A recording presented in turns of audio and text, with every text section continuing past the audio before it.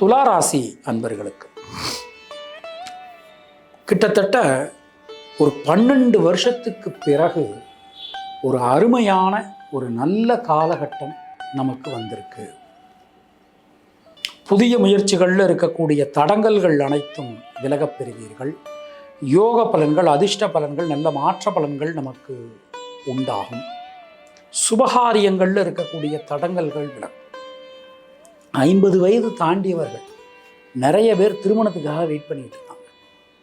70s அவங்களுக்குலாம் இந்த வருஷம் கண்டிப்பான முறையில் திருமணம் நடைபெறும். மோரோவர் 80s 90s கிட்ஸுக்கும் கண்டிப்பாக திருமணம் நல்லபடியாக நடக்கும். குழந்தை செல்வம் இல்லாதவர்களுக்கு குழந்தை செல்வம் 100% உறுதி. அதில் எந்த சந்தேகமும் வேண்டாம். எல்லா கிரகங்களுமே ரொம்ப அற்புதமாக துளாராசிக்கு ஒரு ஜாக்பாட் இந்த வருஷம் அப்படின்னு சொல்லலாம். ரொம்ப நல்லபடியாக அற்புதமாக வேறு லெவலில் இந்த வருஷம் துளாராசிக்கு இந்த வருஷமானது நமக்கு அமைஞ்சிருக்கு. புதிய முயற்சிகளில் இருக்கக்கூடிய தடங்கல்கள் அனைத்தும் விலகப் பெறுவீர்கள். அனைத்து காரியங்களிலும் அனுகூலங்கள் உண்டாகும். கொஞ்சம் உங்களுடைய குழந்தைகளுடைய உடல் ஆரோக்கியத்தில் மட்டும் கொஞ்சம் நீங்கள் கவனமாக இருந்துக்கணும். மற்றபடி எல்லாமே ரொம்ப ரொம்ப சிறப்பாக அற்புதமாக அமைஞ்சிருக்கு.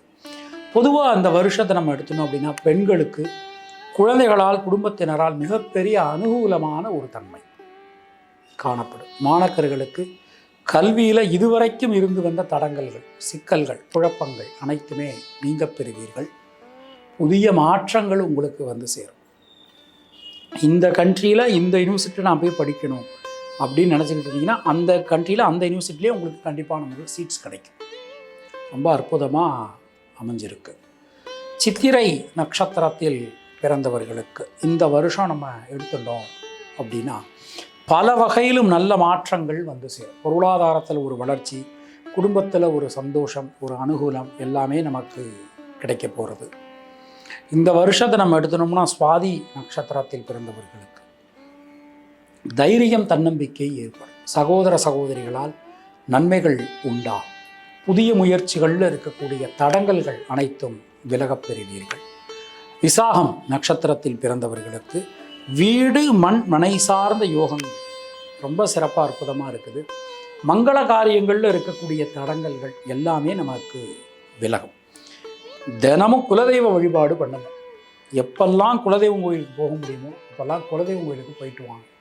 ரொம்ப ரொம்ப சிறப்பாக அற்புதமாக நமக்கு இந்த வருஷமானது அமைஞ்சிருக்கு. வாழ்த்துக்கள். உங்களுடைய அதிர்ஷ்டமான எண்கள் 2, 5, 6. அதிர்ஷ்டமான நிறம் வெள்ளை மற்றும்